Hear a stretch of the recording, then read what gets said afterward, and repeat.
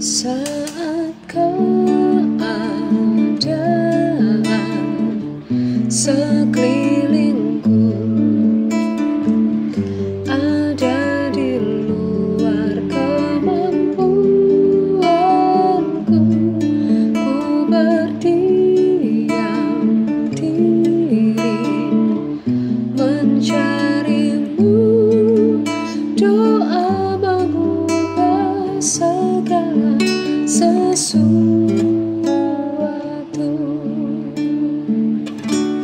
Saat kau nyatakan di depanku, mengecewakan perasaanku, ku menutup mata memandangmu, sebab doa mengubah segala sesuatu.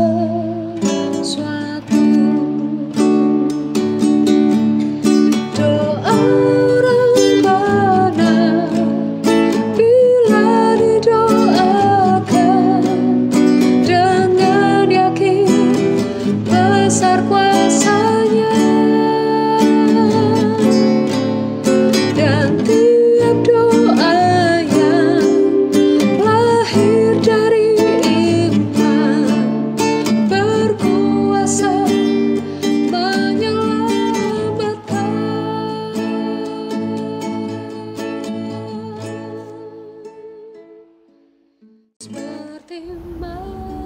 Shalom, selamat berjumpa lagi ibu-ibu, bapak-bapak, dan saudara yang dikasihi Tuhan Yesus. Kiranya damai dan sukacita Roh Kudus turun melimpah atas saudara semua.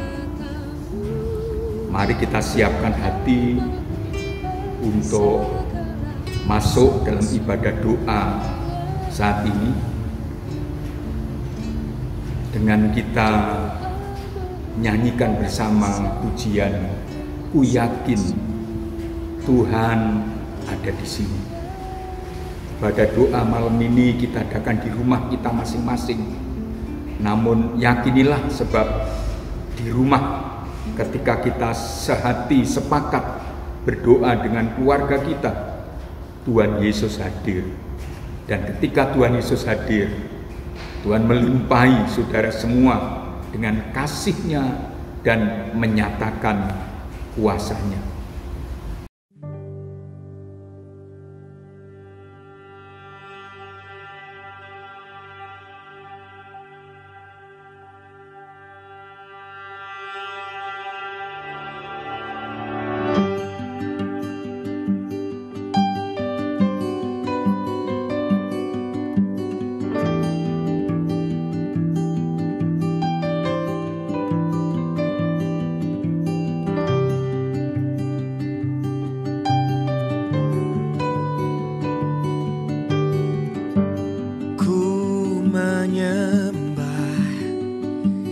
Dalam kudus hadirat-Mu, hampiri tahta kasih karunia-Mu Bapa.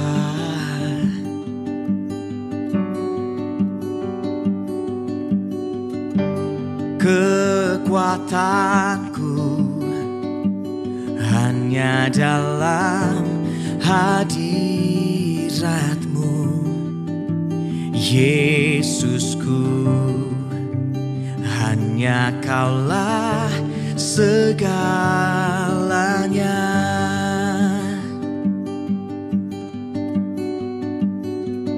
Ku yakin Kau hadir di sini, ku rasakan kuasa yang tak terbatas.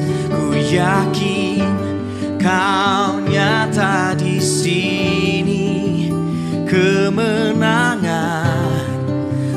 terjadi di sini.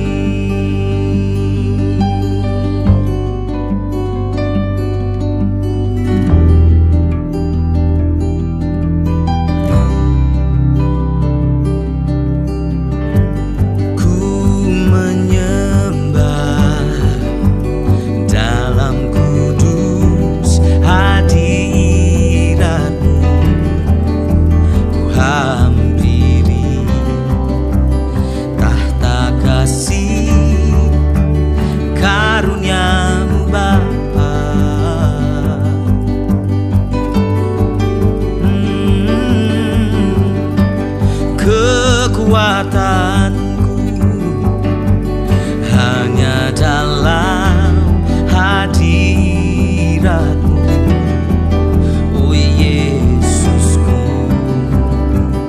Hanya Kaulah segalanya.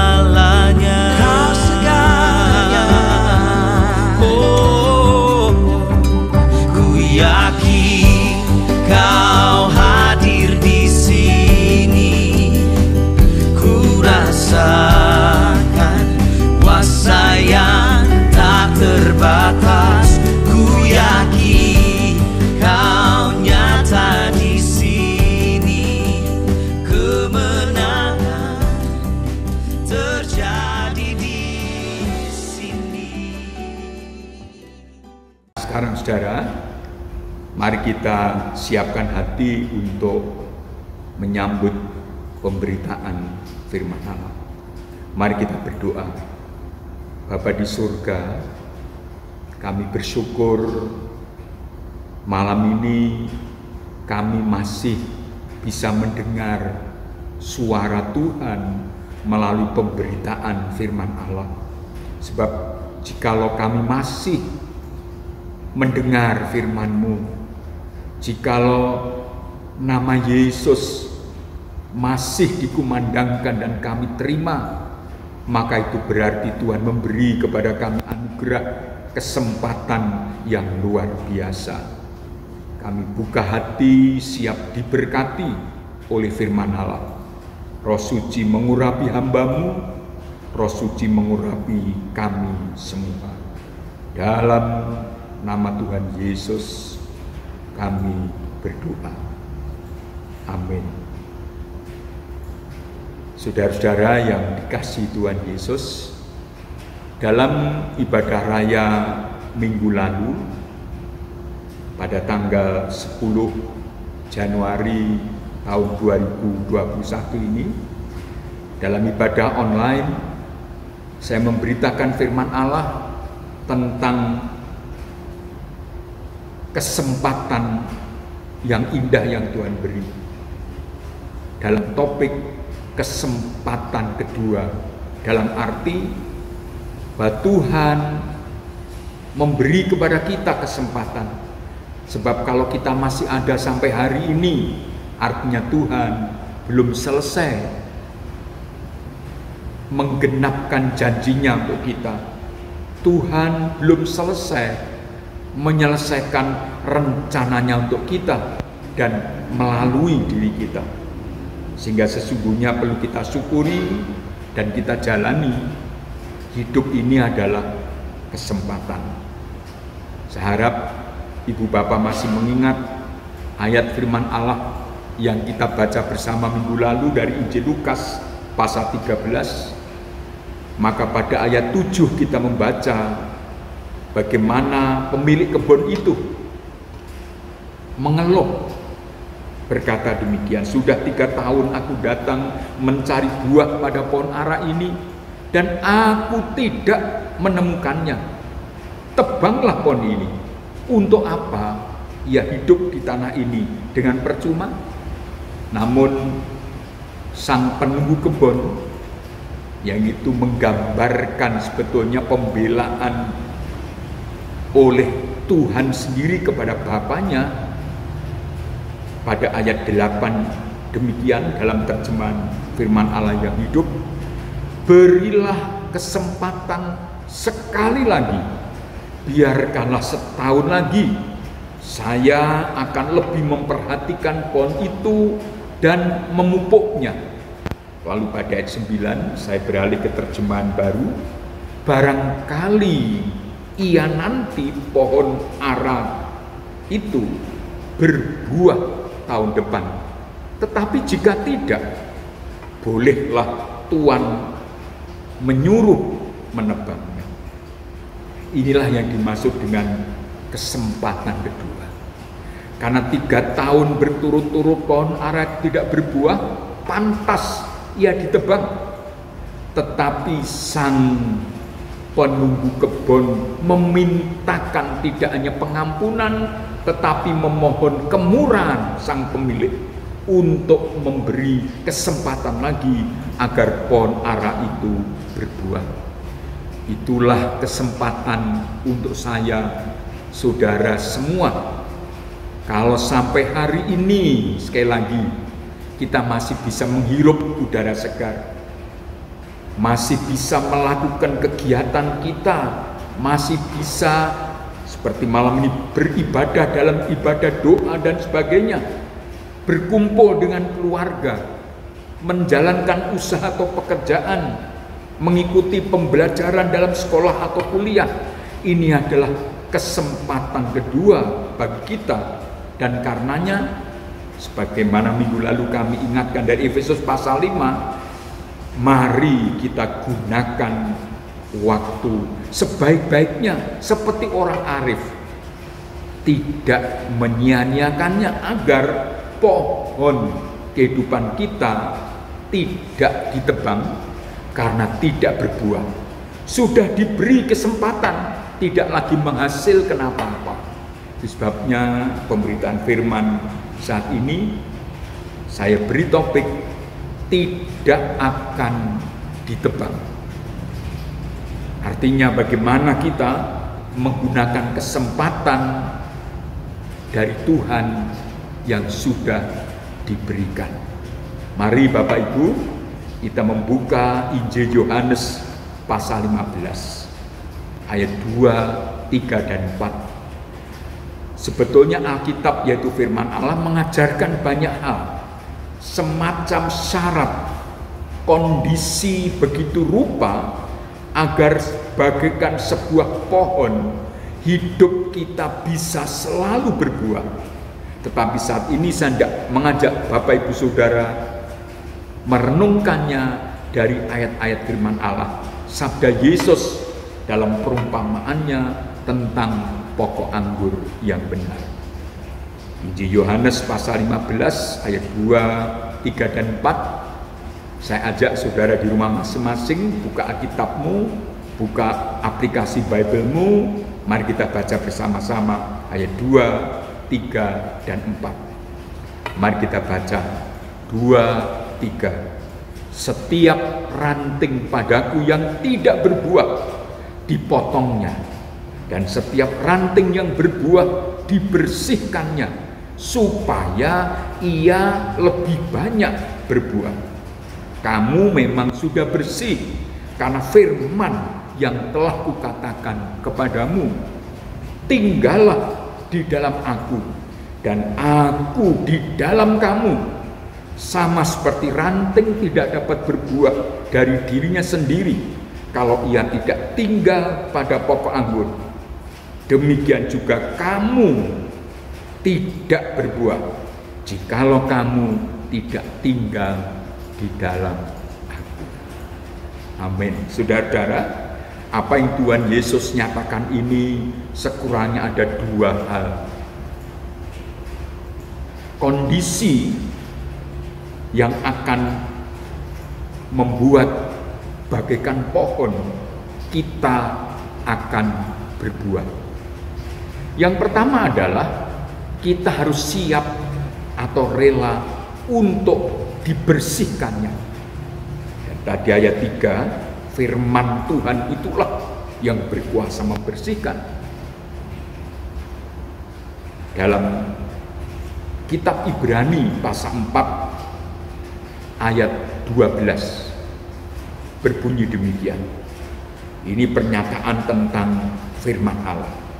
Sebab firman Allah hidup dan kuat dan lebih tajam daripada pedang bermata dua manapun. Ia menusuk amat dalam sampai memisahkan jiwa dan roh, sendi-sendi dan sungsum. Ia sanggup membedakan pertimbangan dan pikiran kita. Saudara, agar kita dapat berbuah bahkan lebih banyak lagi buahnya, kita rela harus siap dibersihkan oleh tajamnya firman Allah. Memang kadang-kadang ketika kita mendengar atau membaca firman Allah, itu bagai ada sesuatu yang menusuk, karena memang itu menunjuk kepada kekurangan dan kelemahan kita. Tetapi apabila kita tidak rela, tidak siap dibersihkan dengan firman Allah, bagaimana mungkin kita dapat berbuah lagi? Maka kalau tidak dibersihkan bagaikan pohon, ranting-ranting dibiarkan begitu rupa meranggas, maka tidak akan bisa menghasilkan buah. Menjadi orang percaya harus siap dibersihkan oleh firman Allah. Sekali lagi, memang tidak mengenakan ketika kita mendengar firman Allah atau membacanya, lalu kita seperti berdiri di depan cermin dan lalu melihat kekurangan kita, melihat kelemahan kita, bahkan mungkin melihat cacat diri kita di hadapan Allah. Tetapi bagaimana mungkin seseorang bisa memperbaiki tampilan dirinya, apalagi riasan wajahnya, kalau dia tidak mau bercermin?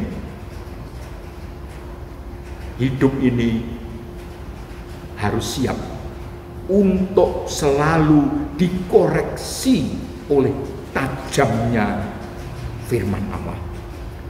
Dalam kitab Mazmur, pemazmur mengingatkan pada pasal 119 ayat 9, dengan apakah seorang muda mempertahankan kelakuannya bersih? Dengan menjaganya sesuai dengan firman-Mu, jawabnya. Ini sebuah kalimat bersifat retorik. Ada pertanyaan, dengan apa? Mengapa disebut seorang muda? Saya sudah tua. Apakah kalau begitu firman ini tidak untuk saya? Saudara, mengapa Roh Kudus memberikan wahyu dan mengilhamkan penulisnya menunjukkan seorang muda? Karena secara umum, saudara, secara umum tidak semua anak muda, tapi secara umum sebagai seorang muda itu cepat bertindak, cepat berbuat, kurang pertimbangan. Itu sebabnya sampai ada orang berkata, orang tua itu sudah kenyang makan asam dan garam. Maksudnya semakin dewasa seseorang, seharusnya semakin tua seseorang, maka ia memiliki pertimbangan yang lebih matang. Beberapa waktu lalu saya sampaikan tentang perbedaan bebal, bodoh, dan lalu arif.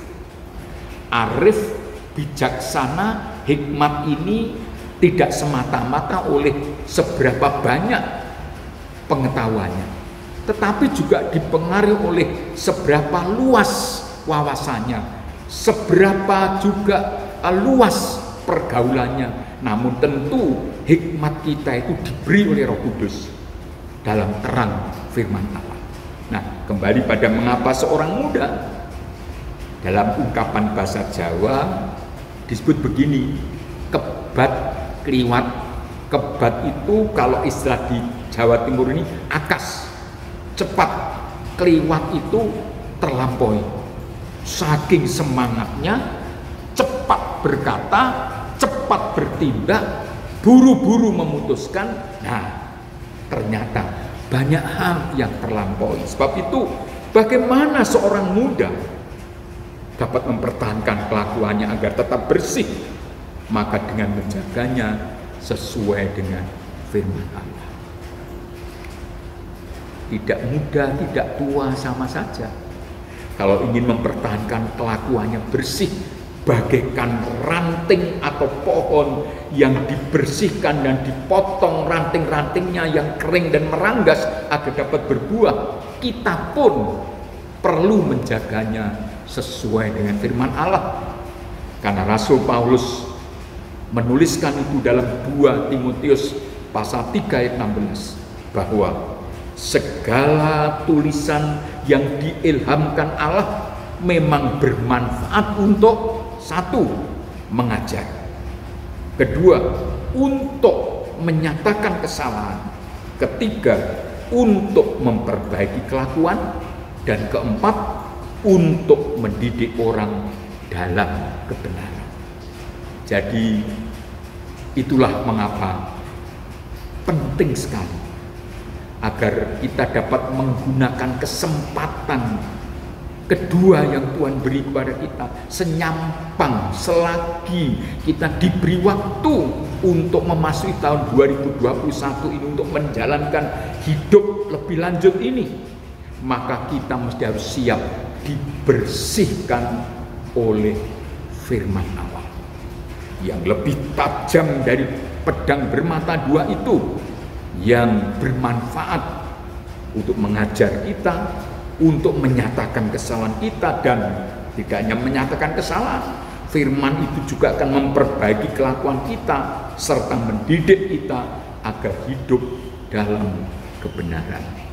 Saudara, kembali pada ide Yohanes pasal 15 tadi, maka pada ayat yang keempat ada kondisi lain yang harus kita miliki agar kita lebih berbuah lagi. Dalam ayat yang keempat, tinggallah di dalam aku dan aku di dalam kamu. Bagaikan ranting harus tetap melekat erat pada batangnya, maka kita, saudara, akan sungguh dapat menggunakan kesempatan hidup kita sekarang ini untuk berbuah, untuk lebih berbuah lagi adalah setelah rela dan siap dibersihkan di kuasa firman, maka kita harus selalu tinggal di dalam Tuhan Yesus dan Tuhan Yesus tinggal di dalam kita. Ini berbicara tentang hubungan, ini berbicara tentang persekutuan pribadi kita dengan pribadi Tuhan Yesus. Tidak bisa dan tidak boleh kita lalu berada di luarnya, apalagi meninggalkan dia, membelakangi dia. Bagaimana menyatakan bahwa kita ini mempunyai hubungan, mempunyai persekutuan yang erat, yang intim dengan Tuhan? Yang pertama tentu adalah setia mengikut Tuhan Yesus. Pada Ibrani pasal 10 ayat 39 dinyatakan, sekalipun ada beberapa orang mengundurkan diri, tegas ditulis di situ, tapi kita bukanlah orang-orang yang tidak setia dan lalu mengundurkan diri dari Tuhan. Sebaliknya, kita tetap setia mengikut Yesus. Dan dalam ayat-ayat lain diungkapkan setia mengikut Yesus sampai kapan? Setia sampai mati. Ada banyak hal yang kadang seolah menghalangi kita untuk terus mengikut Yesus. Tetapi kalau ingin berbuah, dan itu berarti jaminan tidak ditebang, maka kita mesti harus setia mengikut Yesus. Itu bukti pertama yang menyatakan bahwa sungguh kita ini memiliki persekutuan pribadi dengan Kristus. Kita tinggal di dalam Kristus dan Kristus tinggal di dalam kita. Yang kedua, dalam Ibrani pasal 10 ayat 25, di mana diingatkan jangan hendaknya kita membiasakan diri untuk meninggalkan persekutuan ibadah. Maka apakah bukti kita memiliki hubungan akrab dekat dengan Tuhan Yesus? Selain setia mengikut Yesus, kemanapun Tuhan pergi, apapun, bagaimanapun sikonnya, kita tetap setia mengikut Yesus dari muda sampai tua. Tapi juga setia beribadah kepada Tuhan. Memang pandemi ini begitu rupa. Untuk ibadah sangat terasa. Setelah mulai bulan Agustus kita menyelenggarakan ibadah tatap muka, itu pun masih 2 minggu sekali. Rindu kita bisa tiap minggu. Ternyata situasi kondisi tidak memungkinkan. Bahkan memasuki tahun 2021 ini kita sudah mencanangkan sebetulnya sekurangnya 2 minggu sekali. Sehingga kalau tanggal 3 yang lalu Januari kita masuk ibadah sulung, maka besok minggu tanggal 17 mestinya kita tidak beribadah tatap muka lagi. Tetapi situasi kondisi pandemi begitu rupa. Penambahan jumlah orang terpapar begitu cepat, begitu banyak, begitu masif. Sehingga pemerintah dengan tegas kembali memberlakukan PSBB yang sekarang disebut sebagai pembatasan pergerakan kegiatan masyarakat, PPKM, di hampir seluruh kota di Pulau Jawa dan Bali. Mengapa saudara? Untuk memutus rantai penyebaran virus corona yang dahsyat ini. Di sekeliling kita bisa kita katakan banyak yang tumbang oleh virus ini. Karenanya maka kita sebagai tanggung jawab moral dan tanggung jawab sosial ikut membantu usaha pemerintah memutus penyebaran rantai penyebaran virus corona ini, maka kita tidak akan menggarakan ibadah tatap muka sepanjang bulan Januari. Namun demikian, jangan mengurangi sukacita, semangat kita untuk beribadah kepada Tuhan. Memang selama ini kalau ibadah selalu kita berpikir itu di gereja, dan memang benar gereja itu tempat di mana bersekutu orang-orang percaya, menyembah, memuji, beribadah kepada Tuhan. Tetapi kita pun di rumah masing-masing dengan sikap yang benar kita dapat beribadah kepada Tuhan. Itu sebab tiap kali saudara membuka kanal YouTube tentang ibadah kita, bahkan juga gereja-gereja yang lain dari manapun, selalu di situ ada sekilas ditunjukkan persiapan kita. Salah satunya adalah bagaimana kita beribadah sekalipun di rumah, tetapi tidak mengurangi rasa hormat kita kepada hadirat Tuhan. Saya pun mengingatkan bahwa yang berbahagia adalah orang yang mencari hadirat Tuhan. Itu tadi pagi saya share di grup keluarga Damai Sejahtera. Itulah ibadah. Dan kita mesti setia dalam ibadah. Sekalipun melalui kanal YouTube, kita bisa mengikuti streaming, live streaming, kalau hari Minggu jam sama seperti di gereja, lalu kemudian bisa jam-jam yang lain, bahkan hari-hari lain. Tetapi sekali lagi, jangan mengurangi kesetiaan kita. Yang ketiga adalah setia dan tekun dalam doa. Ini sebabnya maka tiap Rabu malam biasanya melalui kelompok-kelompok di rumah-rumah secara bergilir, keluarga Damai Sejahtera menyelenggarakan persekutuan kelompok yang sangat-sangat akrab, dan itu tentu banyak di antara kita sangat merindukannya. Di situ kita bisa saling berbagi pengalaman, saling mendoakan, dan menyatakan bagaimana kita sebagai satu keluarga. Tetapi pandemi tidak memungkinkan. Lalu tiap Rabu pertama kita mengadakan ibadah bersama, kelompok-kelompok seolah digabung di gereja dalam ibadah doa malam awal bulan. Sekarang pun kita belum bisa menyelenggarakan.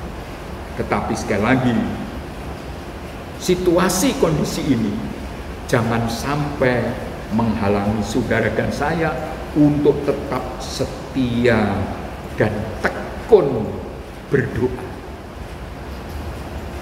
Bukankah kita ingat beberapa ungkapan Banyak doa, banyak berkat. Itu orang paling suka mendengar ungkapan itu. Tidak ada doa, tidak ada berkat. Tapi juga beberapa kali kami ingatkan bahwa tidak ada doa yang sia-sia. Orang berdoa bagaikan menebar atau menabur benih. Ketika benih kita tabur lambat atau cepat, pasti akan tumbuh dan kita akan petik hasilnya. Karenanya Bapak Ibu, selain setia mengikut Yesus, setia beribadah, yang ketiga ada setia dan tekun di dalam doa. Injil Lukas pasal 18 ayat 1 sampai 8 perumpamaan tentang seorang hakim dan seorang janda yang miskin sangat jelas. Bapa di surga pasti menjawab seruan orang yang siang malam berdoa kepadanya. Kalau hakim yang jahat pun akhirnya membuka pintu karena janda itu terus mengetuk pintu rumahnya minta pertolongan, apalagi Bapa yang di surga. Kepada jemaat di Tesalonika, Rasul Paulus pun mengingatkan itu pada satu perikop yang sangat terkenal dan sangat indah dari 1 Tesalonika pasal 5 ayat 16, 17 dan 18, bicara tentang sukacita lalu mengucap syukur. Pada 18 di tengahnya ada tetaplah berdoa. Tetaplah berdoa artinya jangan berhenti berdoa, tekun setia, yakinilah doa kita tidak sia-sia. Nah, Bapak Ibu Saudara yang dikasihi Tuhan Yesus, kesempatan kedua ini mari sungguh kita manfaatkan. Pemilik kebun mengatakan tebang saja karena percuma dia menempati tanah ini. Penghulunya berkata, beri kesempatan sekali lagi. Kalau tidak berbuah, tebanglah. Kesempatan itu kita syukuri dan kita jalani agar kita berbuah. Dan kalau berbuah artinya tidak akan ditebang. Dan supaya berbuah lebat, kita rela dibersihkan oleh kebenaran firman dan bertekad tetap melekat kepada Kristus. Amin. Mari saudara, siapkan hati kita tidak masuk dalam doa pribadi kita masing-masing. Terutama agar Roh Kudus memampukan kita, firman Allah menerangi jalan kita untuk kita memanfaatkan kesempatan indah, kesempatan kedua ini, agar Tuhan mendapati hidup kita berbuah-buah sehingga tidak akan ditebang.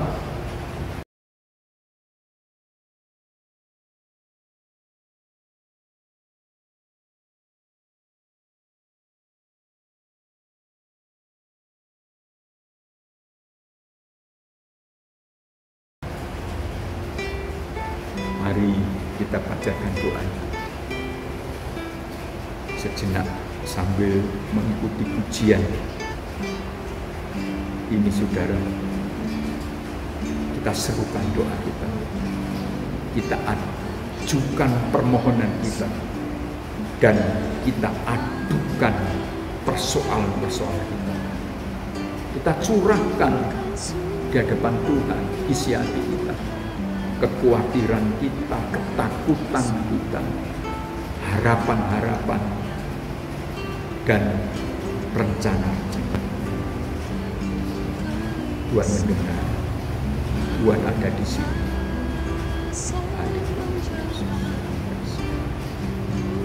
Terima kasih. Terima kasih Bapa surga. Bapa, Engkau yang mengenal isi hati kami anak-anak-Mu. Engkau Allah yang mengetahui pergumulan dan kebutuhan kami masing-masing. Tuhan juga mengetahui kekhawatiran dan ketakutan kami. karena pandemi hari-hari ini terasa begitu jahat, begitu kuat menekan. Bapa, kami menyerahkan semua ke dalam tangan. Ketika kami berbaring, ketika kami duduk, ketika kami berjalan, apalagi ketika kami keluar dari rumah, sertailah kami, lindungilah kami ya Tuhan. Bungkus tubuhi dengan kuasa darah anak domba Allah. Virus-virus, bakteri, penyakit-penyakit karena apapun dalam nama Yesus, Tuhan jauhkan dari kehidupan kami anak-anak. Kami menyerahkan juga proses pembelajaran anak-anak cucu kami.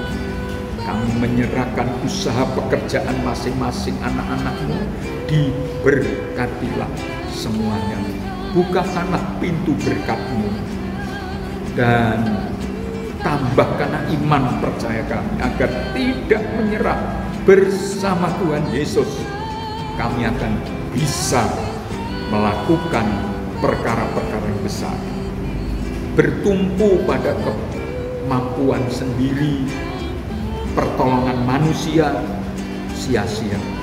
Kami hanya mau belajar mengandalkan Tuhan, menyerahkan setiap langkah kami, menyerahkan hari ini, menyerahkan hari esok, menyerahkan sepanjang umur hidup kami ke dalam tangan anugerah-Mu saja.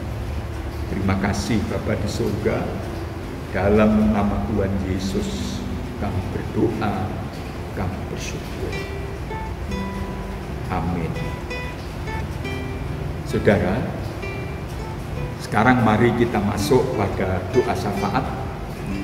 Doa syafaat malam ini akan dipimpin oleh Ibu Nini atau Ibu Sri Margo dari KB3 Ebenezer, berdoa untuk saudara kita yang sakit, juga hamba-hamba Tuhan dimanapun yang sakit. Mari Bapak Ibu yang dikasihi Tuhan, kita mendoakan saudara-saudara kita yang sedang sakit saat ini. Bapa kami yang bertata di dalam kerajaan surga, kami menyerahkan Ibu Pendeta Miskianto, Bapak Pendeta Muda Andre beserta keluarga yang saat ini sedang sakit dimanapun berada, di rumah sakit, di rumah atau di tempat isolasi mandiri, dalam nama Tuhan Yesus Kristus.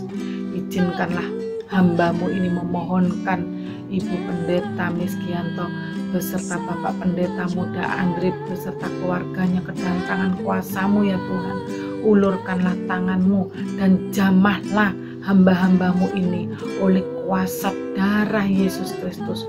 Tuhan sembuhkan dan jadikan mereka tahir dan menjadikan mereka kembali menggembalakan jemaat Tuhan di Mutian Solo. Terima kasih Bapa, kuasa dan mujizat-Mu nyata di tengah-tengah gereja-Mu di Mutian Solo. Terima kasih Bapa, terima kasih Yesus, terima kasih Bapa.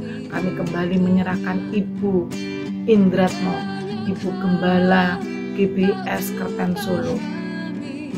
Engkau Allah yang sungguh luar biasa, mampu dan mau mendengarkan serta mengulurkan tangan-Mu yang saat ini kami mohonkan kepadamu Tuhan. Untuk Ibu Pendeta Indratmo, ulurkanlah dan jamahlah Tuhan oleh kuasa darah Yesus Kristus. Ibu Indratmo sudah Tuhan sembuhkan dalam nama Yesus Kristus, dalam nama Yesus. Kuasa-Mu nyata atas Ibu Indratmo. Terima kasih Bapak, terima kasih. Dan kami juga menyerahkan anak Wiyung beserta anak Karolin ke dalam tangan kuasa-Mu ya Bapak. Kuasa darah Yesus Kristus menyembuhkan segala sakit penyakit, baik itu virus-virus apapun yang mengganggu, dalam nama Yesus sudah Tuhan hancurkan dan Tuhan sembuhkan. Hanya oleh kuasa darah Yesus Kristus Tuhan sudah sembuhkan saudara-saudara kami ini. Terima kasih Bapa. Tuhan juga sembuhkan semua jemaat Tuhan yang saat ini sedang sakit, baik itu yang tubuhnya lemah, baik itu yang di rumah sakit atau di rumah, dalam nama Tuhan Yesus Kristus, jamah mereka satu persatu, jamah Tuhan oleh kuasa darah Yesus. Tuhan sudah sembuhkan. Terima kasih Bapak, terima kasih. Kami saat ini juga menyerahkan Bapak Gembala kami dan Ibu Paulus Rospianti ke dalam tangan kuasa-Mu Tuhan, dan seisi keluarga besarnya, Bapak Pendeta Esra dan semua keluarga besarnya. Terima kasih Tuhan Yesus, terima kasih. Kami menyerahkan segala apa yang dirindukan oleh Bapak Gembala kami, untuk kesehatan semua jemaat-Mu, untuk kesehatan putra-putri dan keluarga besarnya, untuk kesehatan Bapak Gembala kami, dalam nama Tuhan Yesus Kristus, semua jadikan tahir dan jadikan sembuh hanya oleh kuasa darah Yesus. Terima kasih Bapak, terima kasih Engkau telah mendengar dan mengabulkan doa kami. Di dalam nama Yesus Kristus kami berdoa dan mengucap syukur. Haleluya, amin. Nah Bapak Ibu, mari kita bersama mengakhiri ibadah kita malam hari ini. Satukan hati dan saudara bisa mengangkat tangan untuk menerima berkat-Nya. Bapa di surga, kami bersyukur bahwa doa permohonan kami semua tidaklah sia-sia. Doa yang kami panjatkan dengan iman dalam nama Tuhan Yesus, kiranya Bapa berkenan menerima, menjawab permohonan anak-anak-Mu dan mengabulkannya sesuai dengan kehendak dan rencana-Mu. Yang terbaik itu menjadi bagian kami anak-anak-Mu, dan jikalau malam ini kami tidak membaringkan diri dan tidur, berikan kami berkat tidur yang nyenyak. Jikalau ada saudara kami yang kurang sehat tubuhnya, berat pikirannya, dalam nama Yesus ketika tidur Tuhan menjamah dan memberkati. Esok pagi kami bangun, tubuh kami sehat, hati kami gembira, roh kami menyala-nyala dengan semangat untuk menjalankan kembali kehidupan kami bersama dan di dalam Kristus.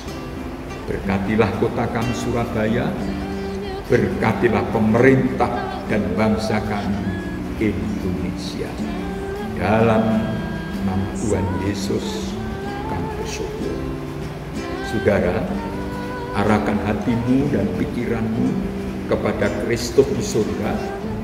Saudara bisa mengangkat atau menadahkan tanganmu menerima berkat-Nya.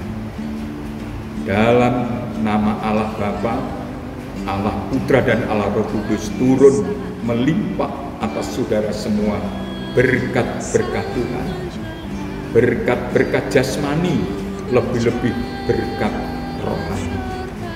Anugerah dan damai sejahtera Bapa yang melampaui segala akal, kasih karena Kristus dan pertolongannya yang ajaib dalam persekutuan Roh Kudus memberkati saudara semua dan seisi rumahmu sepanjang malam ini, sepanjang bulan Januari ini, sepanjang tahun, sepanjang umur hidup kita masing-masing.